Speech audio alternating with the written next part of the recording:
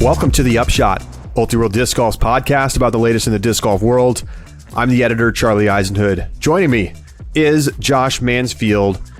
And wow, what a major. What a major. The European Open, first time back in Europe for a major since 2019. COVID, killing 2 years.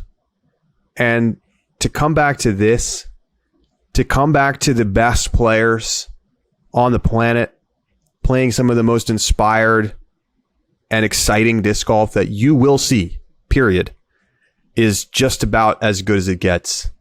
And the beauty of the European courses, the beast, the battle. I mean, my gosh, it was just, it's inspirational. Like, it makes you want to get out and play around and be like, wow. I mean, what greatness we just witnessed, Josh. Greatness. Yeah, it really was. And I think there's a lot of things that go into that. We're going to break that down for sure. But the biggest thing of note to me coming out of this weekend is, I was excited about Idlewild. I enjoyed watching it. I was thrilled about this tournament, and I loved every second of it. And it was absolutely worth the $10 that I paid in order to get the post-produced coverage. And now I'm kind of meh about D-Glow. And honestly, I think that's okay. I think it's delivering, and the season is building in a way that I think is valuable and proper for a full tour like this, where the majors we're all excited about. We have our tournaments that we enjoy, and then we catch glimpses of the coverage when we have time. And there will be some who watch every minute of it. And I know we'll be watching a lot to talk about it on the pod, but the levels of excitement are matching, I think, the highs and lows of the season, and the European Open delivered on what was an important high of this season. So at the end of the day, Eagle McMahon takes down Paul McBeth by a stroke in, I mean, really as good a two-horse race as we have seen in my memory. Like, I know we've had some great battles in the past, and you can go back in the day and you can go to 2014 Portland Worlds, or you can go to whichever, you pick your event, you pick your tournament that you remember some epic stretch of disc golf. But there was something about the way that these two guys played the whole week, the 4 rounds, the constant attachment of the two of them together, and where they finish. Look at this. Eagles shoots a 42 under. Paul shoots a 41 under. Third place, Kevin Jones. Great finish. Podium finish. 25 under. He was 17 shots back of Eagle. Like, think about that. Think about what, just put that in your mind. Like, Kevin Jones was the best of the rest. And it just didn't even come close to what we saw from these two guys. And the fact that Eagle did this without throwing one forehand, not one, zero forehands. Earlier this season when he was hurt and his forehand, he couldn't really throw forehand. He was still throwing them sometimes. He'd put one out there, here and there, short one, upper road shot, 150 feet or something. None. To come out and shoot like this, this is by far the best win that Eagle has ever had. And I know it's his second major, but it's just different. This is Konopiste. It was a cool tournament. It was great, but it just doesn't have the weight that this one is going to have. And the way that he won it, playing against Paul at his very best, this is the kind of win that, assuming Eagle can get healthy and stay healthy, which is still something that is going to be important going forward, this is something that sets him up to become the next player who dominates the sport for a decade. Like, I just think we may have seen it. Like, this may be the moment where he steps up. And it's not that he hasn't won tournaments before. It's not that he hasn't won a major before. He has. But the way that he won this tournament, playing against the greatest player in the history of the sport, I mean, it was just electric stuff. Well, and there are just two exceptional storylines. You mentioned Eagle's injury. So you have this injury-prone, mysterious guy who hasn't played in months. We have no clue what we're going to see out of him. who is, though, the most talented player we probably have ever seen play this game, going up against the world's best of all time, who's won this tournament consecutively since 2013, and no one has been able to take the crown from him, looking to prove himself after what has been a lackluster start to his season at, his home, the Beast. And for Eagle to close that out just makes for, I think, one of the most compelling storylines that you can find in any major ever. I mean, we're going to talk about this the same way we talked about, I think, 2014 Worlds with Ricky and Paul's battle. Playoff or not, this tournament delivered that kind of storyline, excitement, and drama. And, look, you can splice up the stats however you want to talk about like what this is all about. This is the biggest gap between second and third place in major Elite Series, etc. history, of course. This is the 6th highest event rating from a second place finisher ever at a major or Elite Series or Silver Series.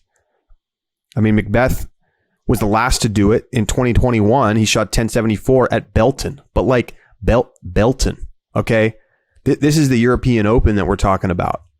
And, like, to shoot 1072 rated golf like Macbeth did and not win, like how often, like what percent of tournaments, if you shoot 1072, do you not win? It's like, it's probably like 3%, 2%. I mean, it's just incredible. And that's, you have to just tip the cap to Eagle. He shot the highest event rating at a major ever. And it feels right because that's how great he was. Shot after shot after shot, he was delivering. And when he made a mistake one day, he fixed it the next day. And here's the thing, Josh. What's the thing, Charlie? In the post-round interview, what did he say? He's talked about, he read a book, I forget off what it was at the top of my head, but mental toughness book, perseverance, pain is temporary. I think one of the things that's, kind of dogged Eagle over the years is maybe moments where it felt like he cracked under pressure. And I think a lot of people going into the final round or even going into the final 2 rounds, we did a rapid react show for subscribers after the second round. And I think a lot of people thought, including me, that Paul was going to win this tournament. That Eagle had done exceptionally well to get to this point, and wow, it was amazing how well he was playing, but he wasn't going to be able to hold on. And so for him to win this way, that's what's so impressive, because the adversity was all there. The excuse was there. The excuse for losing was there. Well, I didn't have my forehand. And instead it was Paul that was the one that blinked down the stretch. And Eagle, it wasn't perfect, but man, he was so good the whole week. I don't know if there's something in the water over on the other side of the Atlantic, but like this was just something to behold. And I really think that this like sets the stage for the future for Eagle in a way that I just don't think we'd seen established. It's like, yes, you have multiple Elite Series wins over a couple of seasons, and like we know how good you are, but like he hadn't really been delivering in the biggest spots. I mean, when did he win Kona Piste? 2018? I mean, it's been a long time since 2018. And to come out and win like this, I mean, it's awesome. Well, and that's the knock that we always had on Eagle, was that when it came to the biggest spotlights, that's where Eagle began to kind of crumble and fall apart. And he would have rounds that would go poorly, stretches of holes where we'd visibly lose his cool. And that's the big thing about Eagle, throwing minis, punching the ground, very visible outbursts of frustration at the game. And the problem, it's not that those outbursts are inappropriate, in my opinion. Rather, it's that those visible frustrations are ones that oftentimes signal a derailment coming. It's that next hole, oftentimes he wasn't able to turn that around. And it's why it's so easy to forget about Kona Piste, because when our typical storyline for Eagle is when it comes to the biggest tournaments, that's where he begins to shy away. And there are just some shots going down that stretch that Eagle made that were just exceptional. And I think of in particular hole 16 when Paul had stuck the island And, Eagles up next. He misses the island, but then makes the recovery shot and does hit it the second time, saves par, and is able to keep moving forward.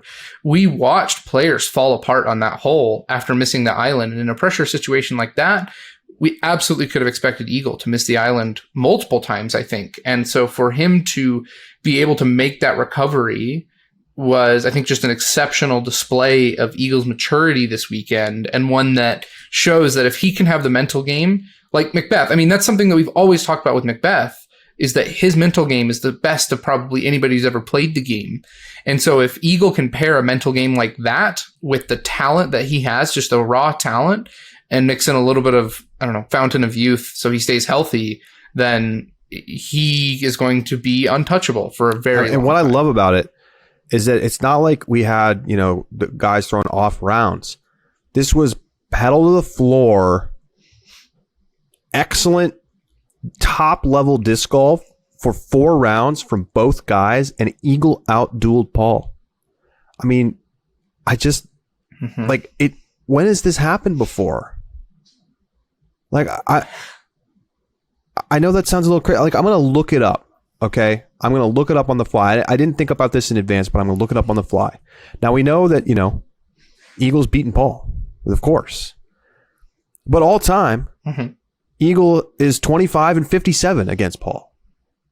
Paul has 27 wins and Eagle has 12 in the events that they have played, at the same time. And so it's just, you don't see them.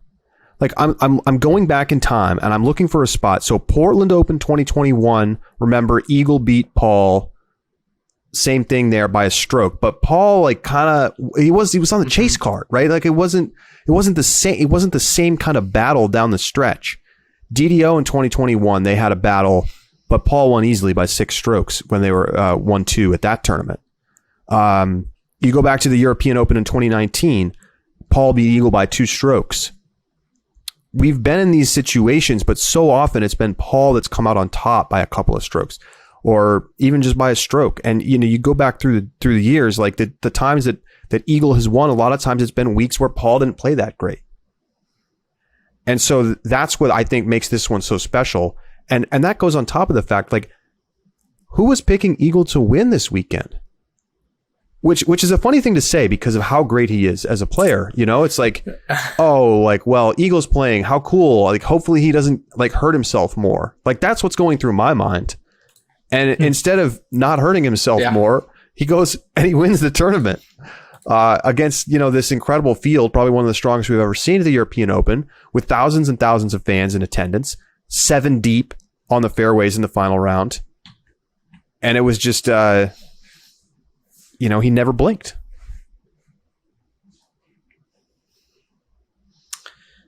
What's really fascinating to me is, as you mentioned, he never blinked, but Paul did.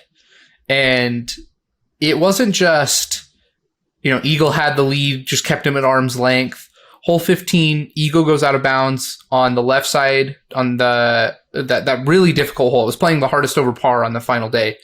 And Paul, he says in the post-round interview, he should have just laid up with a Luna. And instead he throws an Onyx that was the weirdest shot in the world to me, because there's an aggressive shot that you can go for it, and then hopefully you're a little bit closer to the pin if you do go out of bounds.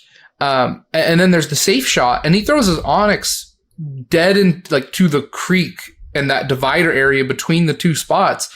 Just a completely uncommitted shot, but not really a layup. I don't know what he was doing. It was terrible. And so his opportunity to gain a stroke on Eagle by playing for par is gone there. Makes no sense strategy-wise. Gets the stroke on 16. And then hole 17, it was something that I talked about because in the preview show, is that hole 17 looks pretty straightforward. But for Paul to air that out the way that he did, I don't want to diminish Paul in too much, because remember, he still did shoot an incredible weekend. But to shoot a nose up, just undercommitted shot again, that's just not a mistake you see Paul make. You see Paul make a shot where he doesn't quite get the right ground play and it skips out OB, or it drifts just a little bit too far over to the right and it goes or overturns to touch. But to throw it 2 nose up and just no turn on at all. Out of his hand, he knew it was OB. It was the weirdest way to watch Paul lose a tournament, because going into those final 5 holes, being completely honest, I expected that script to be flipped, which is really what happened in 2019. Is, Eagle was the one who blinked, and I think it was on the 18th hole that really he gave up the last couple strokes to Macbeth. So the way that Paul played was weird, and it allowed Eagles, 15 bogey, par 16, par 17. Yeah. Not great. Not much damage, but not great. If Paul plays that clean and just really commits and plays well and I guess smart golf, then he very easily has a chance to catch eagle. And instead it was Paul who made truly the golf blunders, the critical mistakes. Not just the, But Eagle said in the post round, it feels bad that, there can only be one winner. And I think, sometimes people say that and you're like, okay. But I don't know. It just felt genuine to me to hear him say that, because it's just like, you have how much respect they must have for each other, the way that they were both playing, to kind of to get that kind of separation against the field. And it's not like this was just some, bunch of random Europeans that nobody's ever heard of. And then the two of them, this was a really strong, not a full complete field like you'd see in the US, but it's still a very good group of disc golfers out there, and they completely lapped everybody. I think it's funny with a tournament like this, it's easy to focus on those final few holes, but it's just so much of it comes down to a couple decisions throughout the week. If you you can slice the stats and whatever, Eagle went out of bounds one time more than Paul, but he shot a little bit better, from circle 2 in regulation and blah, blah, blah.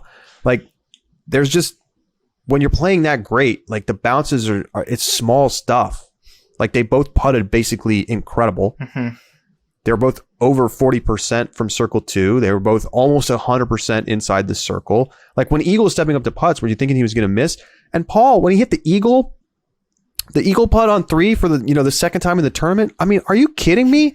That putt was insane. And he makes it look easy. Elevated basket. He's coming from below. I don't know. It's just so awesome to watch these guys go back and forth and make shot after shot after shot. And to have Eagle, we talked about this in the Rapid React show after round 2, to see Eagle come out after how many months that he has not played, and to play like this, I don't know how it's possible. To me, that speaks to the mentality, because it's not just about the physical nature of it, and I don't know that it ever really has been for players that are that gifted at the game like he is. So, do you pick out a spot in this tournament where you think it was won or lost? Do you think it was those final couple holes, or is it something that was way back in round 1 and we don't even think about anymore? I think it's a really fascinating question, because you can pick lots of moments that were key and critical moments. But when two guys play this good of golf, like you said, it's razor thin margins about the differences. And honestly, I don't think it really was the difference maker at the end. But what did Paul cite as being the biggest problem, or the biggest letdown of the tournament? It was when he was 18 inches behind Eagle and had to go first and didn't get to watch Eagle first, right? Those two played such high level golf that the difference maybe between a playoff and Eagle winning was 18 inches. And that's just how it's going to go. That's when those guys are that good and at that level. And the thing about it is, I think that while this was a historic performance, I don't think it's the last time we're going to see events like this. I think you're going to see more and more players show up, and that the majors are going to have always 2 or 3 or 4 guys who just play lights out golf. And you're going to wish that you could find key moments to point out as being the winning moments. And some tournaments will have them. Think back to Worlds last year. But other tournaments are just going to be the simple fact that there's 18 inches of difference about who has to go first. And that's just the way that it breaks. This is hands down the best tournament of the year. I don't know how you feel about that. But to me, the combination of the weight of the tournament, the return to Europe, the feel of the event really throughout, but I mean, of course, particularly over the weekend and in the final round, when you just have, you see them lining up on the tee shot and there's just seas of people. And we knew this was coming, like I was looking forward to this event. You were looking forward to this event. It's on the Beast. And now I want to go back and look, because what was the course basically was the same. I mean, there were a couple of small changes. I think they changed par in one hole. But what was the winning score in 2019? It was 33 under. Paul shot at 33 under. So 9 strokes better this year. And didn't they change a par 4 to a par 3? So it actually like reduced par. Yes. It didn't get easier. I think par 15 or hole 15. Yeah, hole 15 was pulled down in par. I think hole 15. Yeah, I know.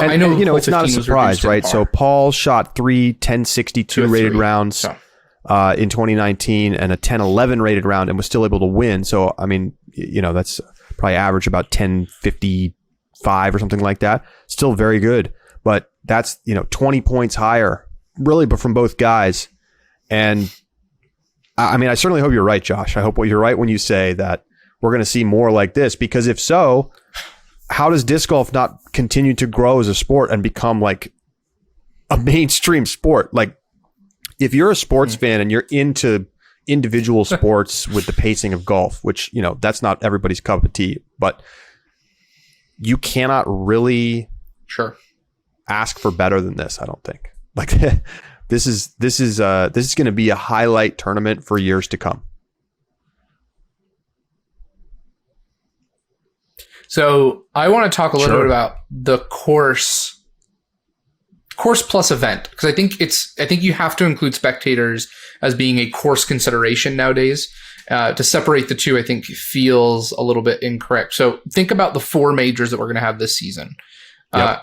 We got WR Jackson, mm-hmm. We have the Beast, we have DDO with Jones and Emporia Country Club, and then we have it's USDGC Worlds. It's not DDO, but which venue or event?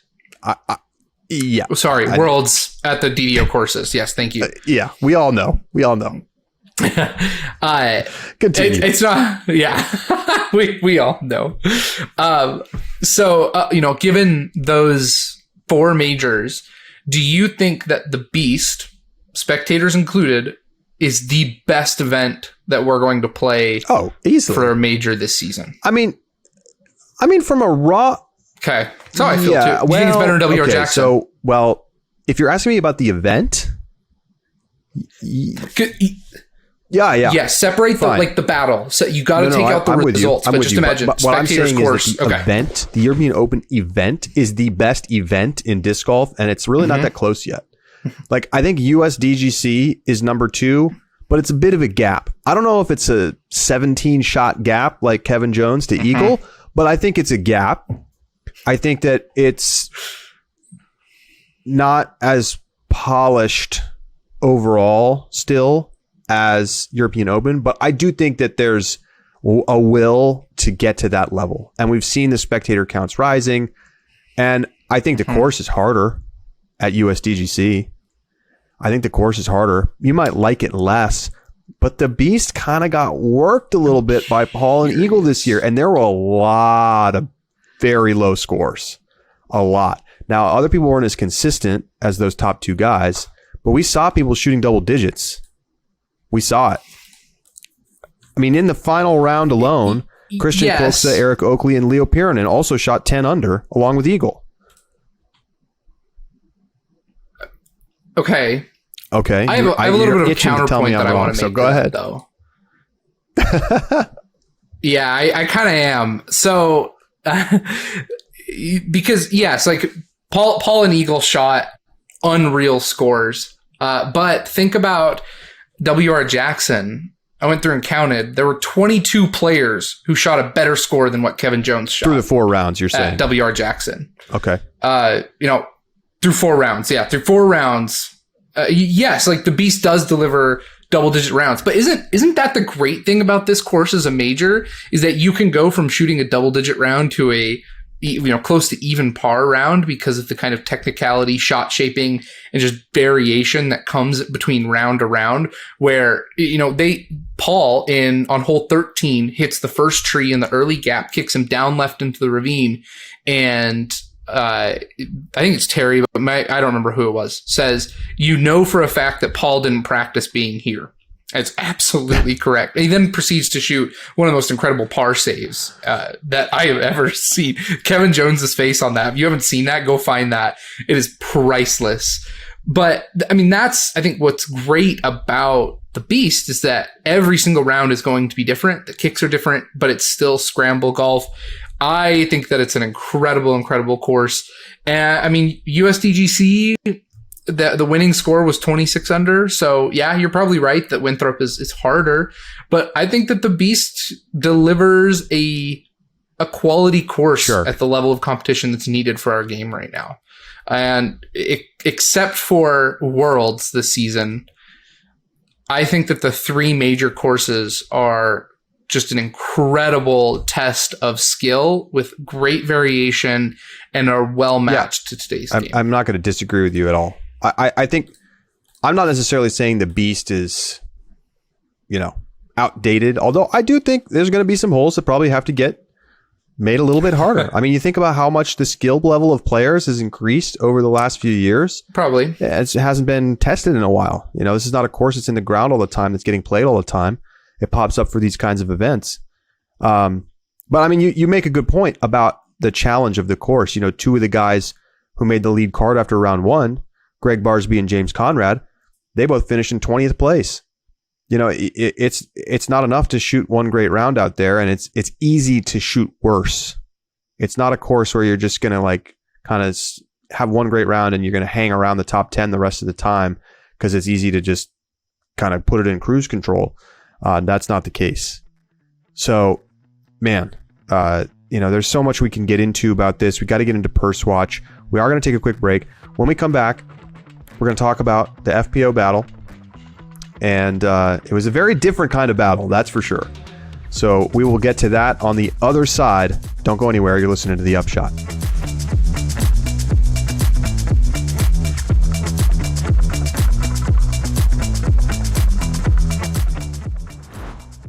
Sunset Lake CBD is a hemp farm located just outside of Burlington, Vermont. For years, Sunset Lake produced milk for Ben & Jerry's ice cream, and in 2019, they diversified and started growing hemp for CBD. Sunset Lake CBD believes that their farm-to-table approach is the best way for you to get responsibly produced, high-quality CBD products that actually work. Sunset Lake CBD crafts topicals, gummies, oils, and more to help with stress, aches, and sleep. And certainly, I've been working a ton lately. You can tell I'm in a hotel right now, traveling around a lot, changing time zones a lot. It's been a pretty chaotic last 3-4 weeks for me. CBD super helpful for letting me relax in the evenings and get a good night's sleep. And honestly, it makes a real difference. And it's been awesome to have the Sunset Lake CBD products that they sent my way in order to be able to do that. And so just want to shout them out. And you can go check them out today at sunsetlakecbd.com. And use coupon code UPSHOT to get 20% off all products. Sunset Lake CBD, farmer-owned, Vermont-grown.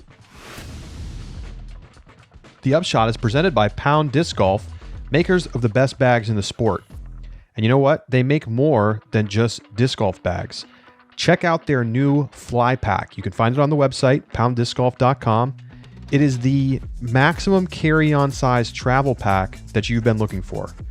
Backpack straps, or you can take those off and convert it into a duffel. It's got room for a laptop, a tablet, your clothes, your stuff, and you know what? Some disc golf discs, because obviously you're going to bring some on vacation. $299.99, and it's just a beautiful bag. You've got to check it out. It's available in multiple colorways. Go to pounddiscgolf.com to check out the Fly Pack so that you can travel in style.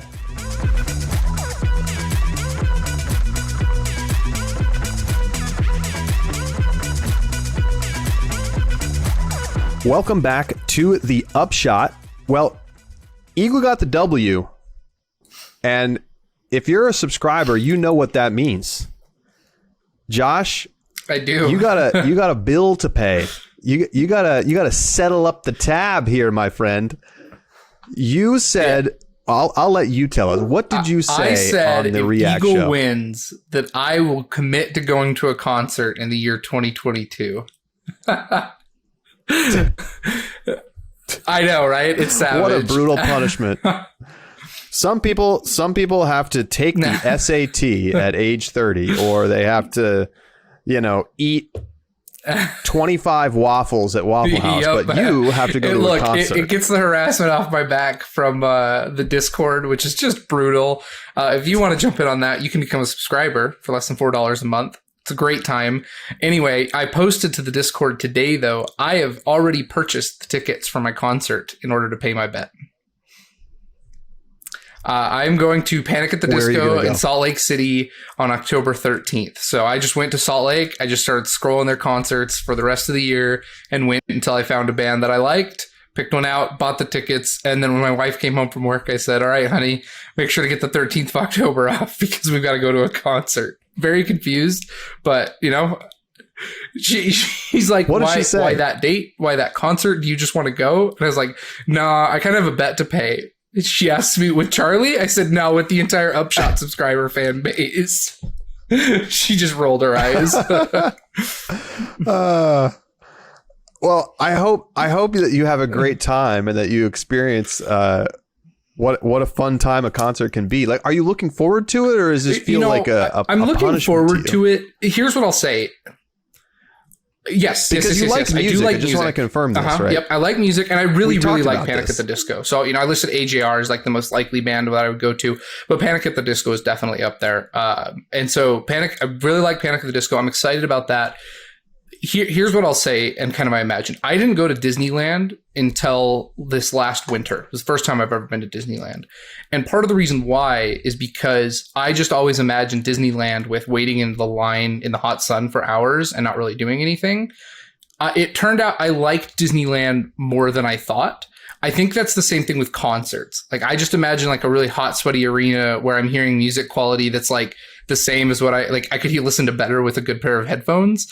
And so that's kind of why I've just never been interested in trying to get myself to a concert.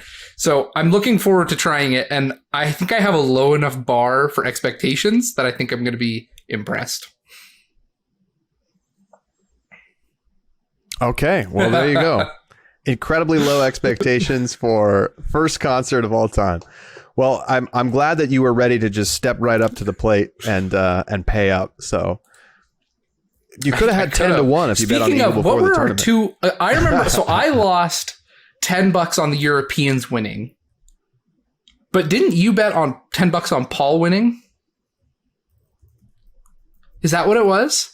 We'll have to go back and look. Oh God! I think that's what it was. I think I took the Europeans and you took Paul, and so I think we both would owe each other $10. But alas,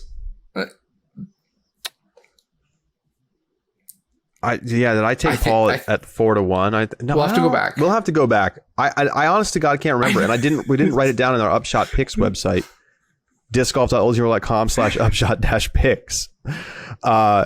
So we'll have to check back in on that. But I did win the over-under for total European podium finishers. Fell apart. Ridiculous. Anyway. And we still don't know about spectators during the final round. I mean, it's like almost impossible to estimate it. Like, it was a lot of people, but I don't know how much a lot is. The over-under was 7,000. Josh has the over. So I'll offer you a ticket to come see Panic with me if you make sure the number is above 7,000. Well, so we will bring ourselves to FPO in just a moment, but we do need to address one other thing, something we talked about for quite some time in our React show after round 2. Nikko Locastro. It was a bit of an ugly incident, as Nikko got up in the face of a rules official, the head of the Euro Tour, Matej Vrl, who called him on a time violation.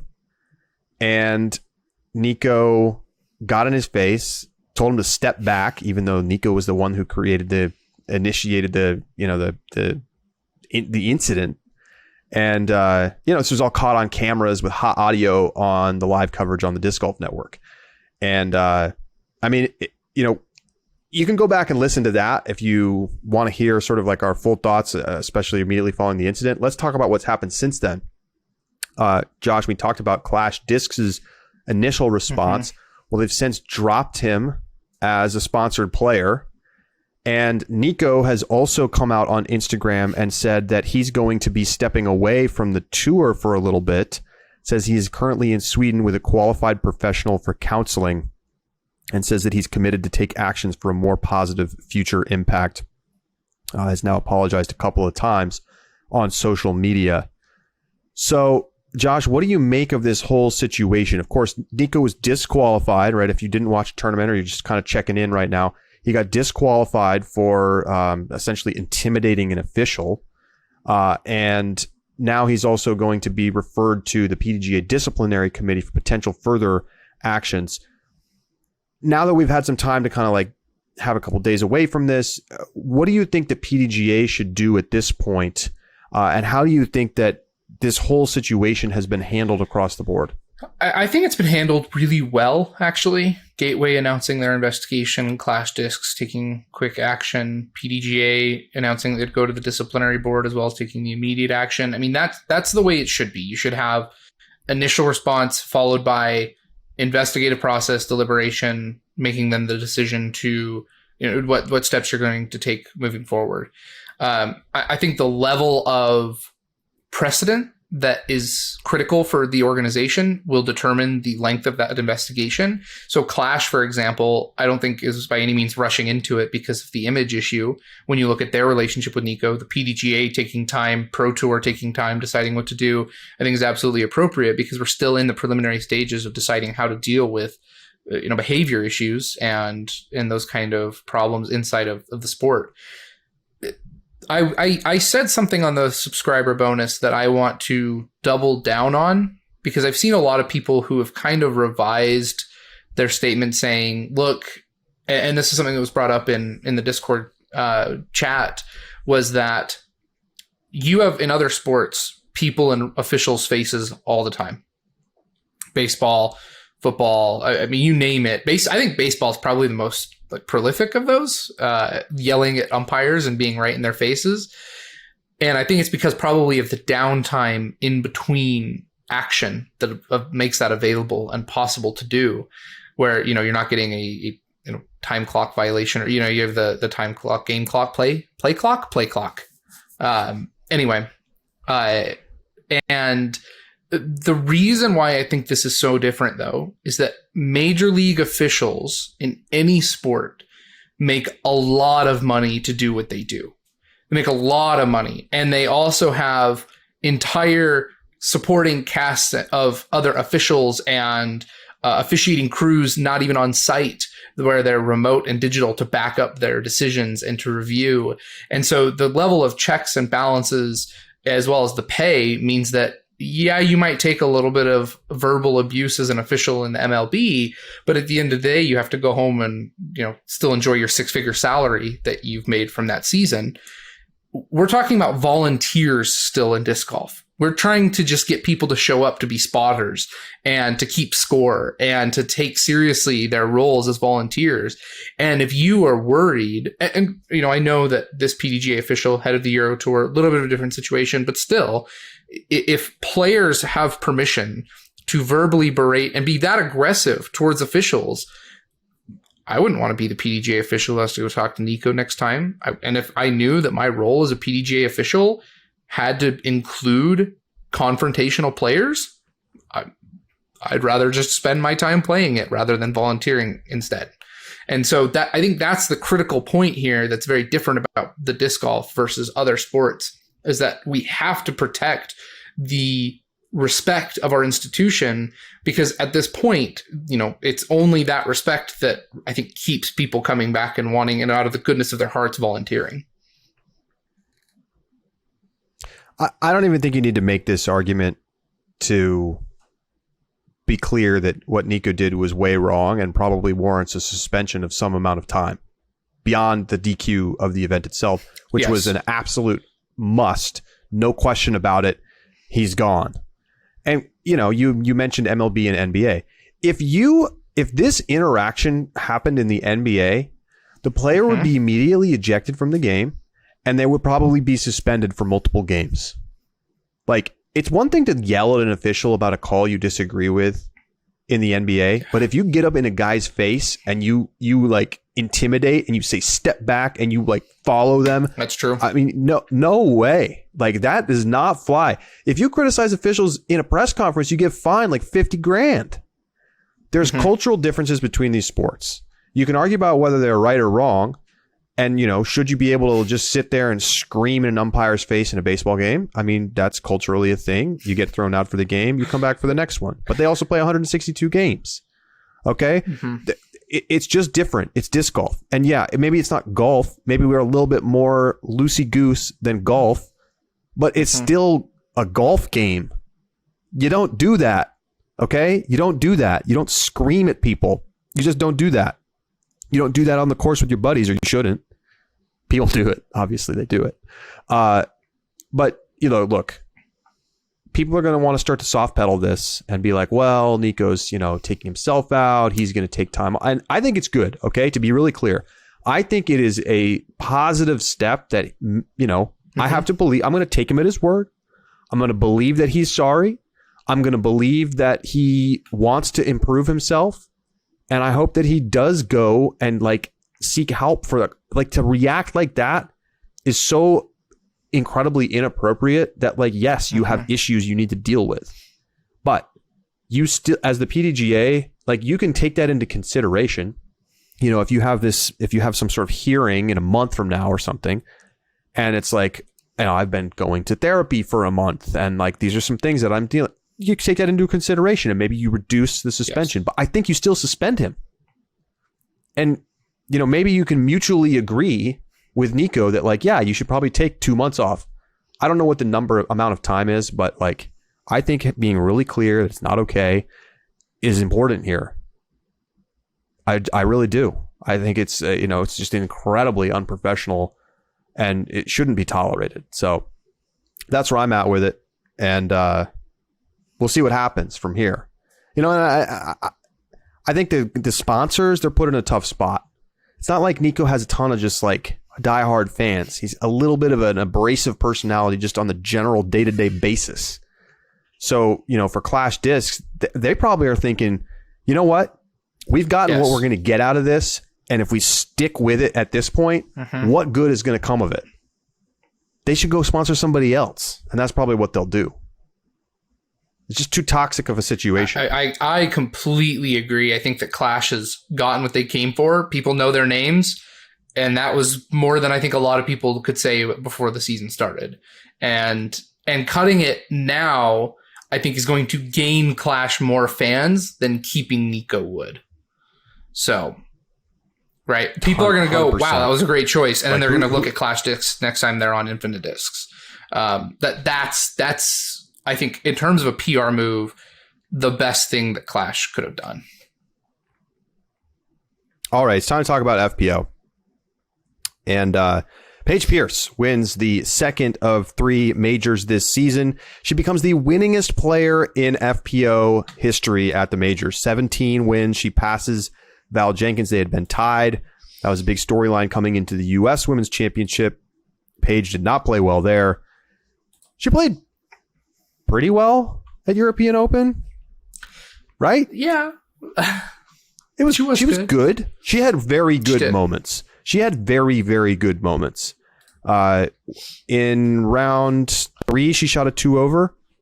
That's out here at the Beast. That's a solid round. And then she shot an even par round in the final round. That's a very solid round. If you shoot even par, you had a great round in FPO. But let's be honest. Evelina Salonen had an 8-stroke lead after round 2. 2 rounds to play, 8-shot lead. It was only a 2-shot lead after round 3, and she ends up losing by 3 strokes to Paige Pierce when it's all said and done. Gave up 11 strokes in 2 rounds. This was Evelina's tournament to lose, and she lost it. And it's, frankly, it's just disappointing because we've seen how great she can be. We watched her shoot one of the best rounds that you will see all year, maybe all decade, in the second round.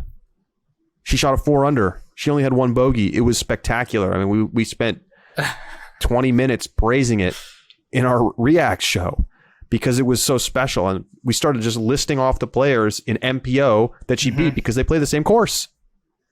And then to come out and just give away that many strokes in round 2 and shoot an 8 over. I mean, Josh, you said it. You said literally she could shoot an 8 over, and she did. This is my fault. She did.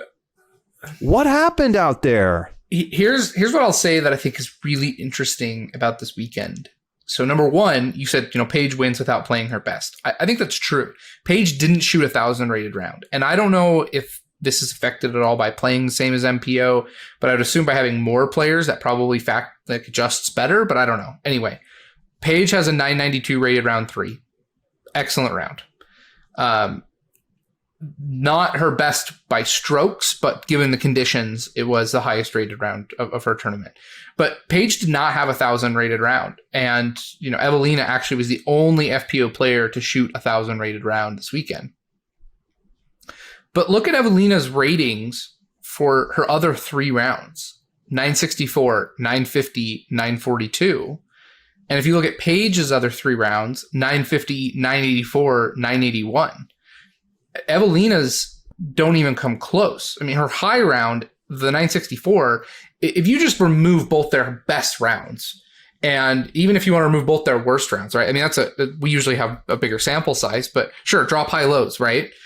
Evelina's high-low drop is 964 and 950. Paige's is 984 and 981.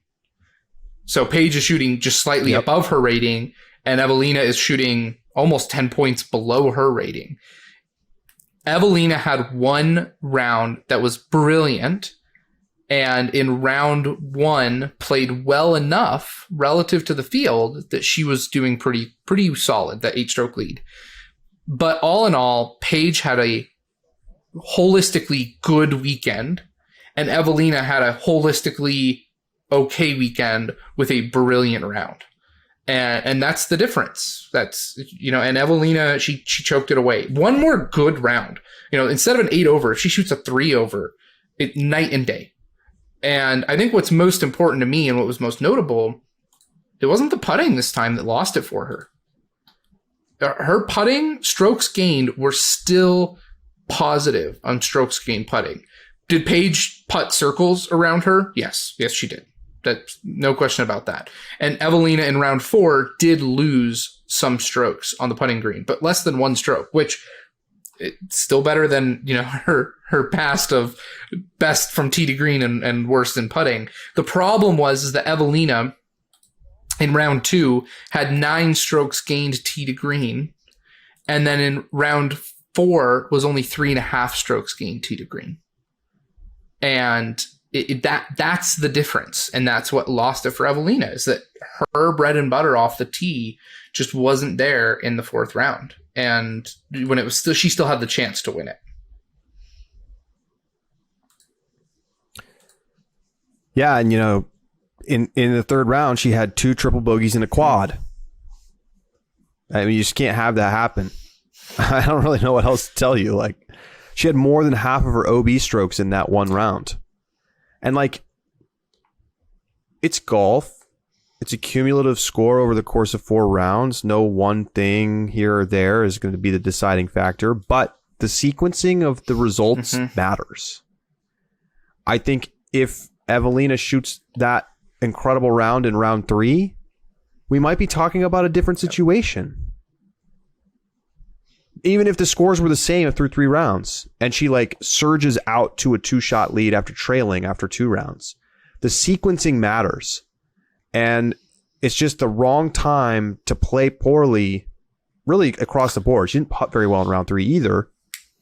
But I agree with what you say. It's not like the other tournaments where it was Evelina was by far the best player off the tee in basically every single round, and she was the worst putter in the entire tour, which was the truth earlier this year.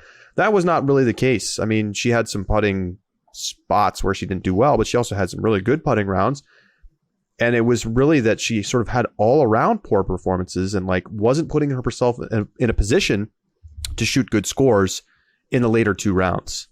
And look, Paige gritted it out. I mean, it felt how similar is this to Champions Cup? Like Kristen Tatar is like playing so amazing at Champions Cup, and then like kind of has some struggles, and then has a brutal break on 18, and like Paige just like scraps and claws her way to a win. Because what do we say? Paige Pierce's A game is basically unbeatable. Paige Pierce's B game, which, maybe she shot her A- game this weekend, B+ game, but her B game is still good enough to win if other people don't go out and take it from her. And Evelina couldn't quite go out and take it from her. It's as simple as that. And it's horribly disappointing. It is. I wanted Evelina to win so bad. And the problem, I think that we have a storyline developing, or a pattern that isn't related to Evelina's putting. Statmando points out that this year, Evelina's final rounds have now been on average 26 points worse than the previous event average. That's horrible. That's so bad. 26 rating points difference from final round to the cumulative average of the rounds before. That is... To the average. That's, Yeah. I mean, that is unbelievably bad. And, we've talked about other players in the past. Think of Kevin Jones. Remember last year, we gave Kevin Jones such a hard time for the tournaments that he kind of gave away in the final round. And it was kind of felt like a theme of Kevin Jones. I think the problem is Evelina's has been kind of overshadowed by the putting, but that's a theme for Evelina, that she really has a hard time in the final round. And what a surprise when you look at the mental aspect of both putting as well as closing out tournaments where she's in the lead or closer, and there's that high pressure situation. Evelina needs to figure out how to develop and improve her mental game, because she is one of the best throwers off the tee of anyone in FPO, and can hang with the best of anybody in FPO on a weekend. I mean, if you look at her overall stats for the weekend, even in the rounds where, considering the rounds where Evelina wasn't as good, she still beat Paige on strokes gained tee to green by 3 whole strokes. That is incredible to me, that she's able to still beat Paige by 3 whole strokes. So if she can clean up the mental game, she is going to be a force to be reckoned with. And how old is Evelina? She's super young still. I mean, and look, she's the smoothest, best looking player out there right now. I mean, when I feel like when she's throwing off the tee, she has all the pieces, the touch, the, throws on both sides, the power, the sound of the disc coming out of the hand. I mean, she is money. And, I do think that still she's coming through a patch of time where she's just not fully confident in her game, and particularly in her putter. And when it's getting better, but when the pressure ratchets up, as we saw late at US Women's, late at European Open, she doesn't play her best. And, that's just something that you have to work through. But I mean, look, for me, it's just a matter of time before she wins one. But I don't want this to overshadow the coronation of Paige Pierce as the clear and obvious all-time greatest player in the history of the division. It's done. I mean, if there was any question, it's now clearly over. This is the first time that she's come back to win in a final round at a major, coming from behind. It's also the biggest comeback ever at a major with 2 rounds to play. I mean, of course. Like, can you even think of a time when we saw somebody come back by like 4 strokes, 5 strokes at a major to win? I mean, it's pretty rare to be 8 strokes down through 2 rounds and 2 to play and to come back and win. I mean, again, Paige, so gritty. She got better as the week went along. I mean, did she literally get better in every round? She shot an 8 over in round 1. She shot a 2 over in round 2. She shot a 2 over again in round 3, and then she shot an even par in round 4. With terrible conditions in round 3. So, right. Even though it's the same, call it a better score. Better round. You absolutely should. Call it a better round. Yeah. And it's not like she played perfect in the final round, that's for sure. But, it was a head-to-head situation with Evelina. She got the 2 strokes back right away. She was tied up going into 3. Then she gave him back. But, Paige was gritty, bounced back, got a bunch of birdies. I mean, she had 7 birdies. Evelina only had 3. And I mean, that really feels like the deciding factor is that even though Paige was still going OB and she was getting a lot of bogeys, she was making up for it by being aggressive and getting birdies. What's crazy to me, and I think it's so easy to forget, is that Evelina was still in it at hole 17. She was only down by a stroke going into 17. That's right. And then a double bogey at the Disaster. most pressure situation. I mean, it just kind of feeds into that storyline a little bit more. And Paige stepped up in the final, because look at that final 3 holes and compare the difference. Evelina goes birdie on 16 and then double bogey, whereas Paige goes birdie, par, bogey. And that's a stretch that I think are holes that are really difficult for FPO. And so for Paige just to play them smart, play them well, to take even through that stretch is exactly what you need to do. And Evelina needed to, giving away that double bogey just took all pressure off Paige going in that final hole. Oh, yeah. All Paige pressure. could play for bogey, Exactly. basically. And did. and did. So she got a bogey without going OB on hole 18. And so that's what did it. And like you said, I think, though, that the Eagles win feels like the beginning of an era. Feels like the beginning of something special. Paige's is the flag at the top, and now the question is how much higher is she going to rise? And both are special moments. They both display incredible value for their divisions. And Paige Pierce is still a household name. She is still the greatest FPO player to ever play the game. And she probably will be in terms of majors. You have the Climo Macbeth debate because Macbeth is never going to catch Climo for world championships. And we all know that, but there's still a lot of merit to the debate about who the greatest of all time is.